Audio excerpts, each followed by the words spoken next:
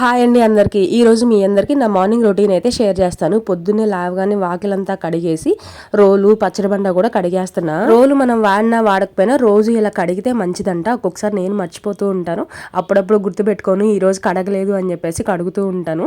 ఇంకా వాకిట్లో ముగ్గు కూడా పెట్టేసి పసుపు కుంకుమ కూడా వేసేస్తాను. బయటకు వెళ్ళేదానికన్నా ముందే లోపల మొత్తం ఊడ్చేసి మాప్ పెట్టేసి ఫ్యాన్లు వేసానండి, తొందరగా ఆరిపోతాయి కదా అని చెప్పేసి.